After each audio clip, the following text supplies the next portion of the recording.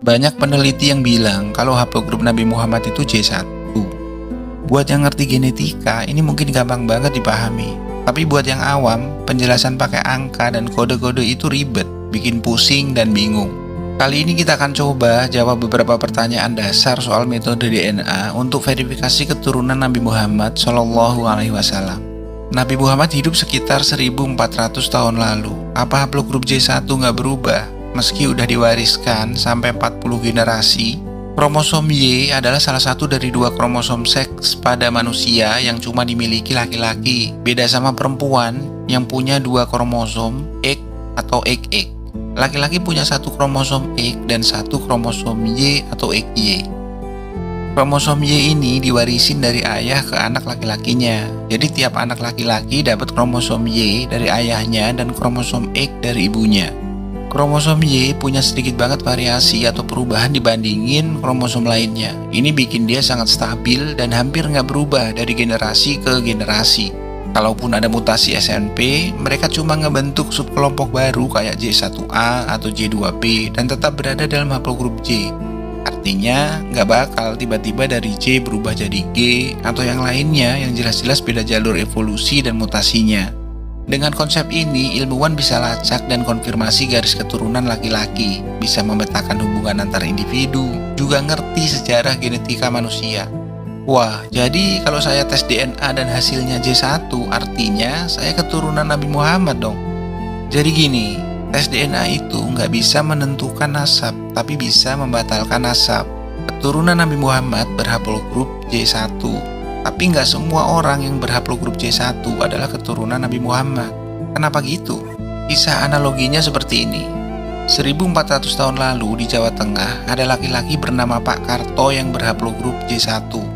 Dia punya 2 anak laki-laki, Tono dan Tony, yang otomatis berhaplogrup J1 juga karena mereka mewarisi kromosom Y dari ayahnya. Tono punya 12 anak laki-laki dan Tony juga punya 12 anak laki-laki. Jadi 24 anak laki-laki ini juga berhaplogrup J1.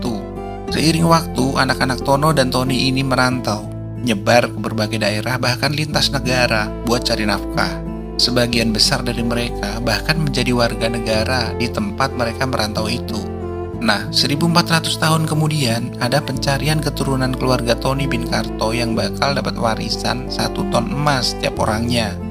Setelah pencarian dan tes DNA, ketemu tuh seorang laki-laki berhaplogrup J1 sama dengan haplogrup Tony. Tapi setelah ditelusuri lebih jauh, ternyata dia bukan keturunan Tony, melainkan keturunan Tono meskipun haplogrupnya J1. Dari cerita ini kita paham kalau keturunan Tony yang dicari pastilah berhaplogrup J1. Tapi itu nggak serta-merta menjadikan dia sebagai keturunan Tony karena bisa jadi dia keturunan Tono atau bahkan laki-laki lain di luar keluarga Pak Karto yang kebetulan berhaplogrup J1 juga. Pencarian pun dilanjutkan. Ditemukan seorang laki-laki yang menurut sumber sejarah adalah keturunan asli Tony. Data ini diperkuat dengan cerita masyarakat dan klaim orang itu sendiri. Setelah tes DNA, ternyata orang itu berhaplogrup G. Peneliti pun menyimpulkan kalau klaim dia sebagai keturunan Tony nggak benar, karena keturunan Tony harus berhaplogrup J1 seperti kakek moyangnya. Otomatis klaim bahwa orang tersebut adalah keturunan Tony batal. Ini yang dimaksud, tes DNA bisa membatalkan nasab seseorang karena berbeda dengan haplogrup kakek moyangnya. Cerita berlanjut. Kali ini pencarian keluarga Tony bin Karto diteruskan dengan lebih hati-hati dan teliti dalam memilih sumber informasi yang ada. Selain dari lisan dan keyakinan masyarakat, tim pencari juga menggunakan sumber-sumber tertulis yang valid yang telah diteliti dengan cermat. Akhirnya ditemukan seorang laki-laki yang memiliki bukti sejarah lengkap dan cerita masyarakat yang menerangkan bahwa ia adalah keturunan langsung dari Tony bin Karto. Setelah dilakukan tes, ternyata orang tersebut berhaplogrup J1 sama dengan haplogrup Tony. Maka diputuskan bahwa dialah keturunan Tony yang sah dan berhak mendapatkan warisan 1 ton emas tersebut. Dari cerita ini kita bisa mengambil kesimpulan bahwa penggunaan 2 metode, yaitu sejarah dan genetika, lebih memungkinkan untuk mendapatkan hasil yang lebih valid dalam menentukan nasab seseorang. Nah, sekarang pertanyaannya, ini beda lah, haplogrup Pak Karto udah jelas-jelas diketahui dari awal. Gimana dengan Nabi Muhammad? Dari mana sampel DNA didapetin sampai bisa ambil kesimpulan kalau haplogrup Nabi J1? Secara beliau hidup ribuan tahun yang lalu. Baik, memang benar Rasulullah Shallallahu Alaihi Wasallam udah tiada. Mengambil sampel DNA langsung dari Nabi sendiri mustahil. Nggak ada yang punya sampel DNA yang autentik dari beliau. Kalau ada, penelitian genealogi terkait nggak perlu lagi dilakukan. Dan polemik nasab habaib kayak sekarang ini nggak bakal terjadi. Kesimpulan bahwa YDNA itu mungkin berasal dari Nabi didasarkan pada pengujian individu yang kemungkinan besar merupakan keturunannya dan mencari tanda-tanda YDNA yang serupa. Seperti yang kita tahu, Nabi Muhammad tidak memiliki anak laki-laki yang masih hidup, tetapi putrinya, Fatimah, menikah dengan sepupu kedua dari pihak ayah beliau, yakni Sayyidina Ali, dan punya 2 cucu laki-laki, Hasan dan Hussein. Ali adalah sepupu kedua dari Nabi, berarti mereka memiliki kakek yang sama. Karena memiliki kakek yang sama, maka YDNA mereka adalah sama, begitu pula dengan Hasan dan Hussein. Karena kromosom Y dari garis keturunan laki-laki tidak akan pernah berubah. Mungkin ini juga yang jadi alasan kenapa dulu Rasulullah menolak lamaran Abu Bakar dan Umar dan menikahkan putrinya dengan Ali yang memiliki YDNA yang sama dengannya. Wallahu a'lam. Nah, satu-satunya cara yang paling relevan adalah mengambil sampel YDNA dari keturunan laki-laki beliau yang memungkinkan untuk itu, artinya yang masih hidup.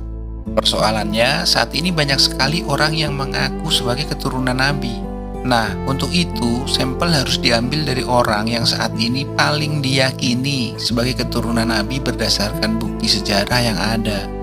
Lantas, siapa orang yang paling diyakini sebagai keturunan Nabi yang saat ini masih hidup? Nah, salah satu contoh tokoh yang paling diyakini sebagai keturunan Nabi Muhammad SAW yang saat ini masih hidup adalah Raja Abdullah II dari Yordania. Raja Abdullah II adalah tokoh yang saat ini masih hidup dan paling diyakini sebagai keturunan Nabi karena berasal dari garis keturunan Hashmid yang dianggap sebagai keturunan langsung dari Nabi Muhammad melalui cucu beliau, Husain bin Ali. Keluarga Hashmid memiliki sejarah panjang yang menghubungkan mereka dengan Nabi Muhammad. Mereka berasal dari klan Bani Hashim yang merupakan cabang dari suku Quraisy di Mekah. Nabi Muhammad sendiri lahir dari klan ini, sehingga garis keturunan Hashmid memiliki hubungan langsung dengan beliau. Sejarah mencatat bahwa keluarga Hashmid telah memerintah Mekah selama berabad-abad sebelum akhirnya mendirikan kerajaan di Yordania. Pengakuan internasional terhadap klaim keturunan ini juga memperkuat validitasnya. Selain Yordania, banyak negara dan tokoh muslim yang mengakui bahwa keluarga Hashmid adalah keturunan Nabi Muhammad. Hal ini memberikan dasar yang kuat untuk menganggap hasil tes YDNA mereka sebagai representasi dari haplogrup Nabi. Penelitian dan pengujian DNA yang dilakukan pada keluarga Hashmid melibatkan pengambilan sampel dari berbagai anggota keluarga untuk memastikan konsistensi haplogrup. Hasil tes ini nunjukin kalau mereka memiliki haplogrup J1 yang sejalan dengan hasil penelitian lainnya yang menunjukkan kalau banyak keturunan Quraisy dan keluarga Nabi Muhammad berbagi haplogrup ini. Sekali lagi, tidak ada yang memiliki sampel DNA autentik dari Nabi Muhammad SAW. Mengambil sampel DNA langsung dari beliau adalah hal yang mustahil. Oleh karena itu, kesimpulan tentang keturunan Nabi tidak bisa 100% dibuktikan sebagaimana yang diketahui oleh para ahli genealogi. Hampir tidak ada kesimpulan tentang leluhur atau keturunan yang dapat dibuktikan 100%, terutama ketika kesimpulan tersebut didasarkan sebagian besar pada catatan lisan dan tertulis. Namun, metode genetika ini akan memperjelas bukti yang sebelumnya telah diklaim secara historis. Dengan menggabungkan dua metode, yakni genetika dan sejarah, akan memperkuat validitas klaim tersebut dan memberikan dasar yang lebih ilmiah serta komprehensif dalam menetapkan kebenaran nasab seseorang. Share pendapat kalian, jangan lupa subscribe, dan sampai bertemu.